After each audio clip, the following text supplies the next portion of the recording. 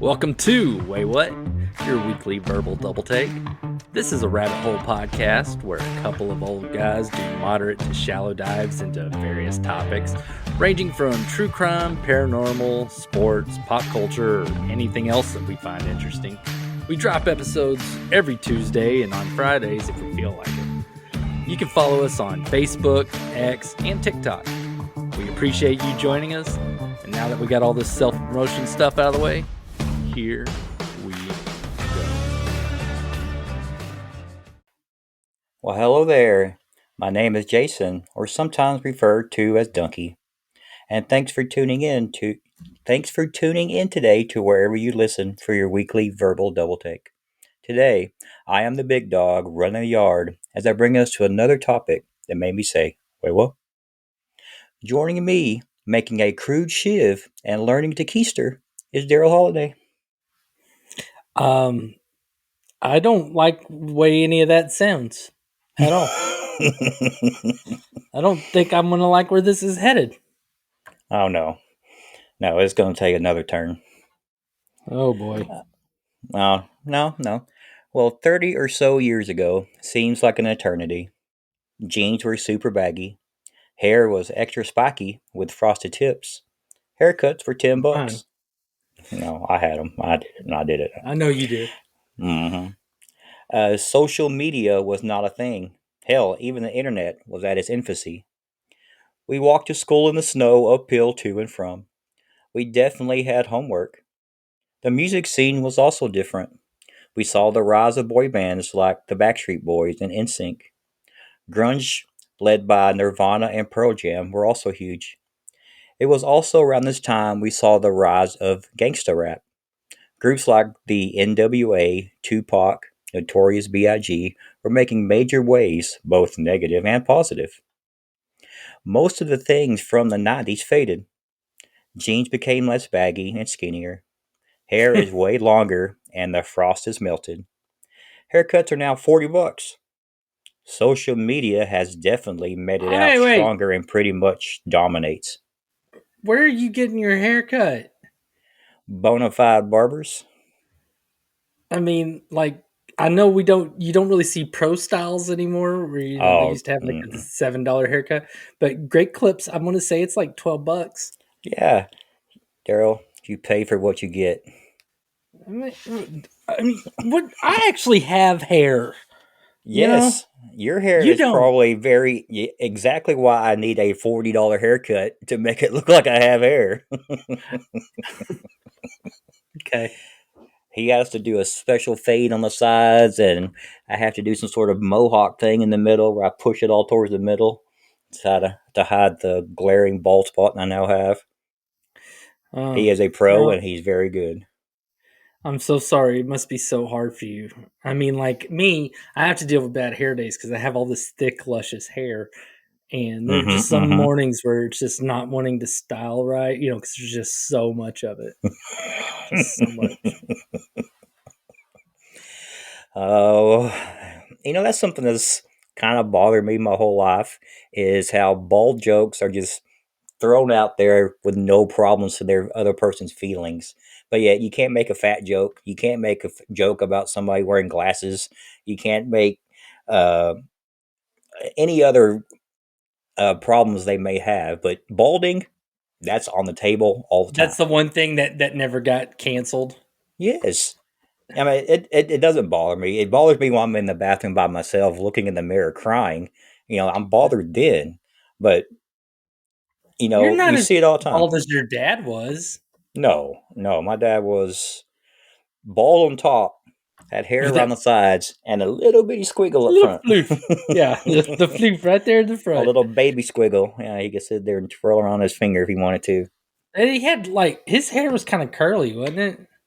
When he would get long, he would be bushy on the sides, kind of like Yeah, because I think I remember, whenever we were young, I mean, it would, like Bozo the Clown or Pennywise or whatever. Yeah, his hair looked like Connor's hair now. How it's just, you put a hat on and it just bushes out the side. But he would never get that little squiggly cut. He would get a haircut, but he would never shave it off. He could be 3 hairs and he would get them cut. And Part them over, or slick it back My to the rest of it. my dad knew a guy that was bald the way your dad was, where he had like the thick hair all the way around, but nothing on top. Mm-hmm. And this dude had this super intricate comb over where he would take it and he would essentially like swirl it around the top of his head to cover up all the baldness. Mm-hmm. So the hair on the side was like super long, like really long. And he would do that. And my dad one time asked me, he's like, "How long does it take you to do your hair?" Guy said he'd spend like an hour making sure that, It's a perfect it's like, swirl. I guess it's just like, dude, if it's that obvious, just be bald. Just be bald. It's You harder don't than to don't say that. don't You go say that. that because you have a head full of hair. Yeah, it is easier for me to say that. But I've always said that if I ever like started losing my hair, I would just shave it. I would just shave my hair. I'd keep it Well, super I did duper try short. that one time, and I didn't. Yeah, I did shave my head once, and I did not like the result. I figured out my That's head what I was is always really keep it lumpy. keep it super duper short. That was always. I mean, because like me, I got super thick hair. So if I ever like just go bald on top like that, I'm gonna have like all of the hair around, and I'd end up Mm. looking like Hulk Hogan, and I'm just not cool with that. When I had my long hair, or when I was growing my hair out, and it was pretty long, with a hat on, it was long. I mean, it was real long down past my shoulders to the middle of my back. Yeah, But when I took my hat off, I looked like a friar, like a friar tuck. whenever you had your skullet, Yeah, that's what my baseball team called it. My you skullet. had a yeah, you had a skullet. Where at the It wasn't same a great time, that's look, whenever but I had my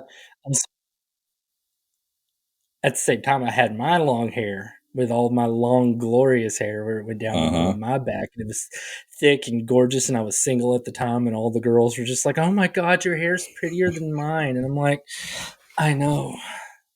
Anyway, Yeah, mine was long and stringy. Imagine a skeleton after death, and you still growing the hair, and it's left on the skeleton. That's what mine kind of looked like. or that guy at the end of Indiana Jones in the Last Crusade after he drinks out of the cup and his hair it gets all long because he like ages super fast. Yeah, Yeah. yeah. Well, social media has definitely made it out stronger and pretty much dominates the world. The music scene is way different as the Boys grew into old men like myself, and NSYNC fell out of sync. Well, except for Justin Timberlake. Just don't ever accept a gift box from him. Haha. Yeah. The That's all I NWA get. had members. Do it. That's all you get. Mm. It was a pretty good joke for those who ever heard of that song. If you haven't, No, just look up box and Justin Timberlake. It'll come up. I'm pretty sure everybody's aware of that. Mm. The If they aren't NWA. aware of that, there's no way they're going to be aware of us. Very true. Very true. The NWA had members die, and within the group saw the rise of Ice Cube. Now, Ice Cube is everywhere these days, but so is this guy. If it wasn't for the other guy, this episode may be about the rise of Ice Cube coming from the streets of Compton and now being a global superstar. Snoop Dogg is the other guy. His ass is everywhere, from being at the Olympics, always in some movie or TV show, commenting on Animal Planet, which, if you haven't seen that, that shit is freaking hilarious. Have you seen the one where he's commenting where a bunch of snakes are coming out of all these rocks and this lizard is trying to run the safety? He's like, oh shit! Oh shit! It's freaking hilarious. He's on doing roast, chumming it up with Martha Stewart, or in your freaking Christmas decoration section of your Walmart. That was my WayWut moment. Yeah. Snoop Denise, had Christmas decorations. yeah, Denise, not this Christmas, last Christmas, she got the Snoop Dogg cookbook. Yeah. My sister in law bought a Snoop Dogg, or we bought for her a Snoop Dogg stocking. There you go. It was wonderful. Say it. There was three types of stockings, to balls for your tree, to even a Snoop on the stoop. Snoop's journey from a young puppy with a troubled past to a global icon is a story of resilience, reinvention, and as the kids would say, a Riz God. So today, I'm going to talk about how Snoop went from a rapper with immense talent who got mixed up with the wrong crowd and how he turned all that around to be revered today. I would like to take a moment though, just I mean, I know most of our listeners are closer to our age, but for any of those of you that are not, whenever we were kids and gangster rap really started coming into prominence, these guys were scary and tough. I mean, I don't mean like scary like a boogeyman, but like they were tough, and there was like an edge to them where like, holy crap, Snoop Mm-hmm. Dogg's on trial for murder. All their songs are about killing people and all this. And nowadays, you got Snoop all over everything, where he's just like some sort of pop culture icon now. Yeah. You got Ice Cube, who's doing family movies. Mm-hmm. Uh, and then Ice T, the guy who came up with Cop Killer and the song, did oh God, what was his Midnight, which is all about like killing just some lady in her house, and now he's on Law and Order SVU playing a cop. It is it is not what we would have expected. This is one of those things where you're just always like, man, we're just going to enjoy their music until they get shot in the street. Yeah. I remember getting introduced to this type of rap from our good friend Brandon Massey, who had all the Easy E's and the NWAs and all these really hard rapping CDs I'd never heard of before, and I mean, he really loved them. He thought they were Yeah, the best. I Uh, remember like listening to like Ghetto Boys and Ice T and mhm. just all that Ice stuff. Cube, It's yeah, just all of them, yeah. yeah. Snoop Dogg, his real name is Calvin Codazar Brodus Jr., was born on October 20th, 1971, in Long Beach, California. Snoop grew up in a working class neighborhood, and despite a relatively stable upbringing, he became entangled in gang culture when he joined the infamous Long Beach Insane Crips during his teenage years, leading to run ins with the law, leading to prison time for selling crack. Music became an escape and a form of expression for him. Influenced by funk and R&B legends like Parliament Funkadelic and Marvin Gaye, Snoop began rapping during high school and recorded mixtapes with his friends under the name 213, which is the area code for LA at the time. Alongside future stars, I didn't know this, Warren G and Nate Dogg. Ah, Yeah, he was in a group with those two. regulators. Excellent. Yeah, if you go into any club where there's at least 30 to 40 something year olds in there and you say regulators, and if nobody yells mount up, leave immediately. Uh, are you? I mean, at some point, is Cameron Diaz going to be mentioned in this? No. All right. God He damn. went to high school. He went to the same high school as Cameron Diaz. Really? Yeah, and she swears up and down that one time he sold her weed, and he's I, like, I don't remember. He's like, there's a lot of white girls I sold weed to. I'm sure. I'm sure. Well, Snoop's big break came when he did a demo tape that reached Dr. Dre, the legendary producer and co founder of Death Row Records. Impressed by Snoop's unique flow, voice, and storytelling ability, Dre invited him to collaborate on the 1992 album The Chronic. You remember that one? It was all white, had the big weed leaf on it. I remember Uh, it very vividly. yeah. Tracks like Nothing But a G Thang showcase Snoop's laid back delivery and lyrical prowess, quickly establishing him as a standout talent in the exploding West Coast rap scene. In 1993, Snoop Dogg released his debut album Doggystyle, which was an immediate success. I know you remember that one. Yeah, Real colorful one where definitely. he's sitting on the doghouse like Snoopy. Yeah, it's Produced by it had Lottie Dottie on there, which was like one of my favorite songs. Whenever that came out. 1993, so we were about 15, 14, somewhere in there. 13. I was Uh, 13. I was 12, then 13 in 1993. Produced by Dr. Dre, the album debuted at number one on the Billboard 200 and became the first debut album to enter the charts in such a position. Hits like Gin and Juice and What's My Name became anthems of the G Funk era. At that time, and hell, probably now, if you were to yell out, ain't nothing but a G thing, someone will answer with baby. Kind of like the Probably. regulators mount up thing. The album's Have you ever success, heard the Have you ever heard the bluegrass version of Gin and Juice? no. It is so good. It is so awesome. It's just, I mean, it is straight up country bluegrass and word for word exactly what the song is, and it's every bit of amazing. I like when country redo the rap songs and you actually can understand them, what the hell they're saying sometimes.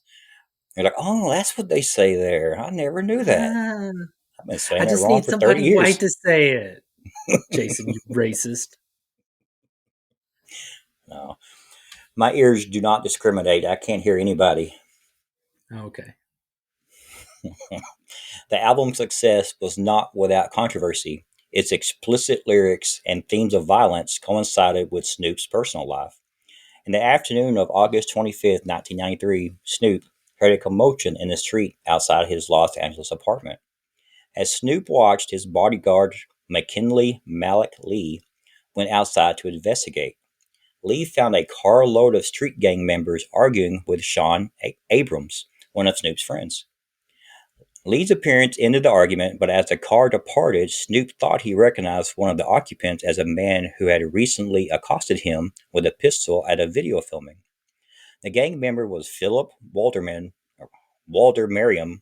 a 20-year-old Ethiopian immigrant. Now, later that day, with Lee and Abrams riding with him, Snoop was driving his Jeep past a park when he came across the Ethiopian immigrant. I'm not going to try to repronounce that name. Accounts of the encounter would differ, but there was no dispute over the fact that Lee, the bodyguard, shot and killed the Ethiopian immigrant. Police found his bloody body in a nearby carport. Murder charges were filed against Snoop, Lee, and Abrams, all of whom had disappeared into hiding. While Snoop's attorney negotiated the terms of the surrender and bail, Snoop appeared at a televised music awards ceremony on September 2nd and pronounced his innocence to a cheering audience. Talking about bold. Yeah. He turned himself in later that night. Well, they were charged with murder, voluntary manslaughter, conspiracy to commit assault, and accessory to murder after the fact. That's a lot of charges to be thrown your way. Y'all. Uh-huh. Now, during the trial, one of the Murder songs from was the Snoop's case that they gave him. Murder was the charge, yeah, No, that was, was the song. Murder was the case that they gave me. yeah, was promoted heavily by his record label in a video that featured Snoop as a man who kills someone in self-defense but is convicted of murder. The trial went on for over a year, and on February 20th, 1996, after 6 days of jury deliberations, the jury returned a not guilty verdict on the murder charges, and a few days later he was acquitted of some of the remaining charges, and the last charge of voluntary manslaughter could not be agreed upon and was declared a mistrial. The LA District Attorney's Office declined to pursue a retrial for the voluntary manslaughter. His fame instantly grew, as one usually does for cases like this in the U.S. Hmm. I mean, I don't. I haven't looked over the details of the case, so I'm not going to comment either way. I'm just saying that normally the population of the U.S., the mass population, the majority, most of the times, always side with the criminal. They want to cheer for their release. They want to. It's the That's not whole. true. I mean, people The are nation was divided infatuated on with guilt. OJ, Well, at the time, at the time, and then yes. I mean, I don't know how much he had to do with it. I don't know if some money exchanged hands to make sure that he didn't go to jail. But I mean, I mean, at the time, the way that gangster rap was, though, I mean, I mean, see, this was 93. Tupac was shot in 96, I think, 97. Uh, it was just that time. I mean, almost every, like anytime you'd be catching any news on stuff like this, there's always somebody shooting at somebody else and somebody Hmm. got arrested or whatever. Yeah, Uh, that's what I'm about to get so into. it was part of their fame to begin with. It So reaffirmed it his rap. Yeah, I mean, it's one of those things where he's like, he's not pretending. Yeah, and people like him for it. That's what I'm trying to say. Is Yeah, if people love serial killers. I mean, you see it all the time on TV, and but they they still write want books and serial get killers to cameos. go to prison. No, it just people are infatuated with people fighting the law, and like you said, with him already being popular and popular because of his rap and because of his being a perceived gangster. Well, this really drove home the point of, like you said, he's a real It was gangster. real. Yeah, Yeah. Now, regardless, the mid 1990s were chaotic for Snoop Dogg. During his trial, tensions within Death Row Records and the East Coast West Coast rap rivalry boiled over, just like you were mentioning a second ago, leading to the death of Tupac Shakur, Notorious B.I.G., and the incarceration of Death Row's co founder, Suge Knight. Uh, it was a crazy time. Like you said, it was you couldn't go a day on the news without watching or hearing another shooting happen. It was very chaotic, very strange time.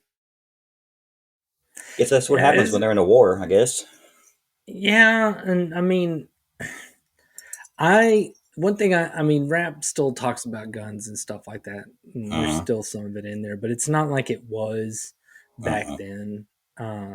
Which I'm pretty grateful for because like it seemed like gang violence back then was like pretty fucking out of control. So I think it's probably better than it was back then, but um, it's so it. I think that's why rap has less to do with that now. I think it's less than people wanting to pretend like it's still the same, and now they just have different things that makes them that's more of their authentic story that they have now. Or Uh-huh. if you end up with just like you know, like Kendrick Lamar Beef. Uh-huh. and Drake, you get like these really good songs just because these two guys fucking hate each other now, and it's like, okay, cool, make a that's fun. complete, make a career almost off of hating somebody else and making songs about them. Well, I mean, I like and I'm probably I don't know if I'm in the minority on this. I'm pretty sure I don't. The kids don't probably like it, but I really liked Eminem's new album that he just came out with. I haven't, And some of haven't that's heard it just yet. because it came out last summer. It came out while I was in Europe. I listened to the whole thing like 5 minutes after they put it on YouTube, and I was like, oh god! And I listened to it all. Oh. Um, and being he came from the time whenever we were young, whenever Slim Shady came out, and this is kind of like the death of Slim Shady, and it's He's pretty moving on cool. from that. It's a concept album for the most part. I mean, there is a story throughout the tracks on the songs. I mean, the tracks on the album, and I liked it. I like stories though. I mean, that's why I Yeah, he like. doesn't do a good job in his raps about how he tells a decent story. Yeah, How I'm all you're about following it stories. from chorus or from line to line, how it's progressing the story. It's not just a bunch of words that rhyme together. That's why I liked Snoop Dogg when I was younger. I mean, Lottie Dottie's just a story. Murder was a case at the Gamies is a story. Whenever you listen to Ice Cube, Good Day's a story. Hmm. Ice T's Midnight, that was a story. I like it. I like it. I like narratives. So I like old country too. Like back then when they tell stories and songs, it's like, yeah, I'm all for that. Yeah. And most of the time they're telling you stuff now where you don't even realize that's what they're singing about. They're so coded in words and different phrases, or you had no idea. You're like, I've been singing joyfully to this song, and this song's about, hurting yourself or doing something bad to somebody, or it's a bad memory. And you're like, damn, I've been jamming to this song.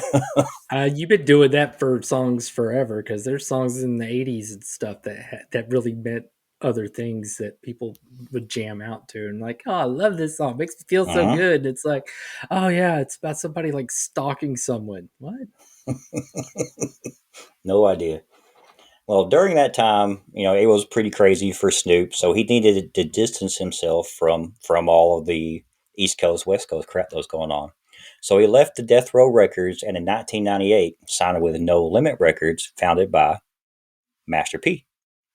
During his time with No Limit, Snoop reinvented himself artistically, releasing albums such as The Game Is to Be Sold, Not to Be Told, and No Limit Top Dog.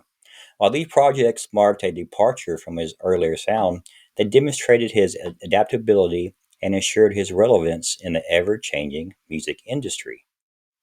Now, by the early 2000s, Snoop Dogg had established himself as more than just a rapper.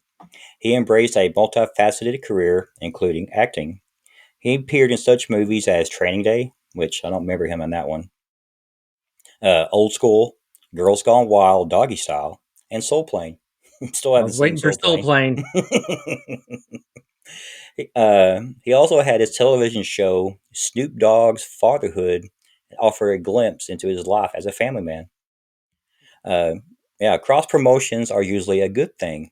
This was the case for Snoop, as his collaborations with artists across genres led to huge hits that included Drop It Like It's Hot with Pharrell Williams and California Girls with Katy Perry. But my father in law, he thought the Drop It Like It's Hot, he thought the song said, Drop It Like It's a Rock. Drop it like it's a rock. Drop it like it's a rock. Yeah, you just Oh, missed it by that much. it's pretty funny. Snoop also became a beloved cultural figure known for his humor and approachable personality. This couldn't be more evident on how he and Martha Stewart became chums. This to me is when he really took off. Here's a little bit of their backstory of how him and Martha Stewart became best buds. Their first meeting, Snoop and Martha cooked together in 2008 and 2009 on Martha Stewart's cooking show, making mashed potatoes on his first appearance and brownies on the second. Snoop hinted at adding marijuana to the brownies, but didn't say it outright. Martha prompted him, and he added that they were missing the most important part of the brownies. Martha quipped that they add the stuff later. Wink, wink. Snoop and Martha became close enough through comedy, or came close through comedy. In 2015, they were seated next to each other at the Comedy Central roast of Justin Bieber, which is fantastic.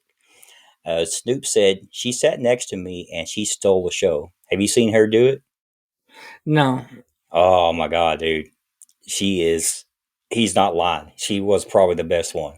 She was so freaking funny. Uh, I'm gonna check it out sometime. yeah, it was greatness. They even teamed together on an episode of $1,000 Pyramid, $100,000 Pyramid.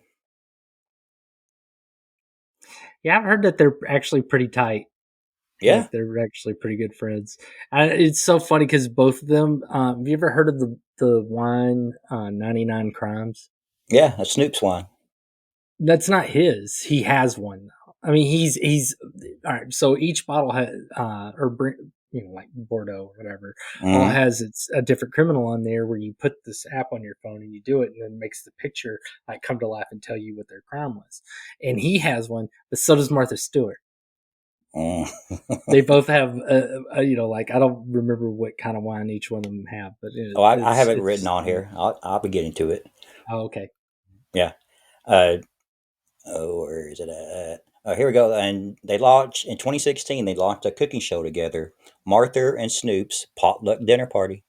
In 2017, they broke the internet with a promo for the second season of their show, where they spoofed the pottery scene from Ghost. In 2018, Martha wrote the foreword for Snoop's cookbook, From Crook to Cook, platinum recipes from the Bog Dogs. Oh my God, the Boss Dog's Kitchen. That's hard. That's a lot of words right there. Snoop has said that he and Martha have so much in common, and they like to eat, make money, and be fun. He's also said that he's surprised by how close they've become, and and that people can get along, work together, and love each other no matter where they come from. That's pretty good. Yeah. His relationship with Martha Stewart launched him into stardom. He has his fingers in a lot of pies. His face is everywhere. He performed at halftime of the 2022 Super Bowl, appeared at a couple of WrestleManias, and he was even a correspondent for NBC during the 2024 Summer Olympics, which was also very funny. He went to visit the equestrian stuff, and he was dressed up like a jockey, had on all the jockey stuff. It was great. He was into everything. I mean, he went to all these random events and was completely into the event and cheering on Team USA. It was a really pretty cool So to see cool. that. Yeah. He has 85 endorsement deals. He is kind of becoming like the rock band Kiss. We see it, their freaking face on everything. Some of the list includes Burger King, Corona, Grubhub, Jack in the Box, Hot Pockets, and Adidas. He has a line of dog accessories called Snoop Doggy Dogs. His online merch is under the Snooper Market. He has an antivirus called, you were mentioning earlier how you needed a better antivirus. I Well, don't Snoop need a Dogg better has one. I one. just, but, Snoop but Dogg Nord antivirus hack is whack. The wine you were talking about, the 19 Crimes Cali Wine Rose. yeah, 19 crimes. That's it. He was also added to freaking Call of Duty and Fortnite. That don't That surprise me. that just shows how much you made it when you make it into those games. And of course, we can't talk about Snoop and not mention his ventures in weed. Starting back in 2015, Snoop became a minority investor in his first investment venture, Ease, a California based cannabis delivery startup that promises to deliver medical marijuana to persons' doorsteps in less than 10 minutes. That is incredible. He then launched his new digital media business, Mary Jane, Merry, that focuses on news about marijuana. Then in November of 2015, Snoop announced that his new brand of cannabis products, Leafs by Snoop, the line of branded products that includes marijuana flowers, concentrates, and edibles. Snoop became the first major celebrity to brand and market a line of legal marijuana products. In fact, he'll be opening his first legal marijuana shop, SWED, in LA that will no doubt feature his own strain of weed called Snoop Dogg OG.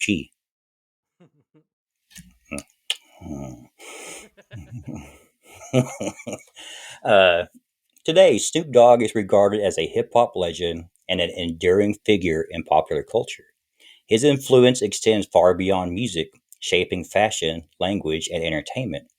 His charitable contributions are remarkable.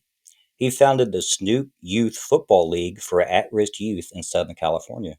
He also runs a special needs division called Snoop Special Stars for anyone 5 years or older with a physical, mental, or developmental disability.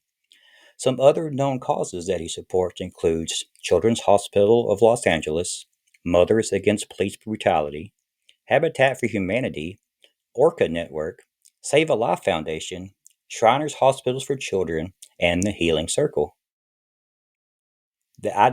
I know he really became more prominent too when he talking about the football stuff, the youth football, how he grew that into something really big. Like I could be talking about that so much more, but the league that he started blew up. Like it is big, and then now they're producing some really good football stars coming from it. That's cool. Yeah. Now Snoop's story is one of transformation. From his early days as a young man, navigating a rough environment to his ascent as an international superstar, he has shown that talent, persistence, and the ability to evolve can overcome adversity. Whether on the mic, in front of the camera, or as a business mogul, Snoop Dogg continues to leave his mark on the world. Faux shizzle.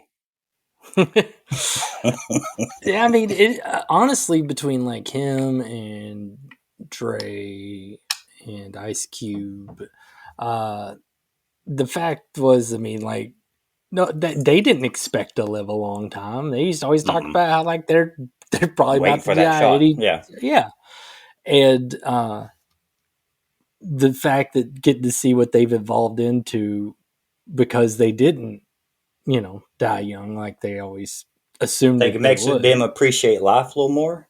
Maybe because I mean they're all incredibly successful and all sorts of business ventures and stuff like that. Uh, they're all kind of moguls in their own way.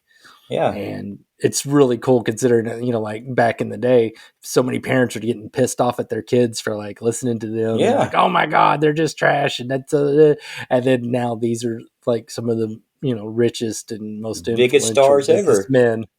Yeah. Yeah. You're a company and they're giving you money to promote their product. At the one time, there was no way they would ever do that. Oh no. Yeah. And now everybody, they forget about the stuff that he grew up with, and now everybody sees him as almost like a grandfather figure, if you will. Yeah. I mean, he's a personality now more Yeah. than anything, at least in the Yeah. public eye. Very lovable. He's definitely on my list of people I would like to partake in something with. I'll never forget. Was it Half Baked where he's like the mooch? Mm. He's like, man, I'm just gonna take one hit, just one hit. He just takes. Man, I barely hit that shit yet. He like And they're all smokes looking it up, down what to the fuck, nothing. man? Yeah. Man, I barely hit that shit yet. Takes that whole joint and smokes all of it and just leaves a little nub. That was pretty funny. It's freaking hilarious. Well, that will do it for this one. Well, join us next week as Daryl pours some gin and juice and delivers another topic that made him say, "WayWut." We'll catch y'all later. Faux shizzle. Listen to Way Wuzzle Dizzle. Whatever. I had a lot of faux shizzles put in here. And I just took out all of them and left the last one. Well, I mean, it is kind of out of style now. Yeah. Right. I got a quick joke. You know why Snoop uses an umbrella? For drizzle. For the drizzle. For drizzle. Yeah. Okay. You know what his On favorite that note, laundry detergent is? No. Bleach. Okay, that's it. Bye. Say bye, Jason. Later. Thank you for joining us for WayWut. If you would, tell your friends or your enemies that they can watch us on YouTube or Rumble. And if you don't want to see our face, or if they don't want to see our faces, you can listen to us on your preferred audio platform. That's Spotify, Apple Podcasts, Amazon Music, Pandora, you name it, we're probably on there. Please like, review, and comment on whatever platform you joined us on today. We'd appreciate that a ton. Again, just thank you for listening and watching. We hope you'll join us next time. We'll make you say, "Wait, what?"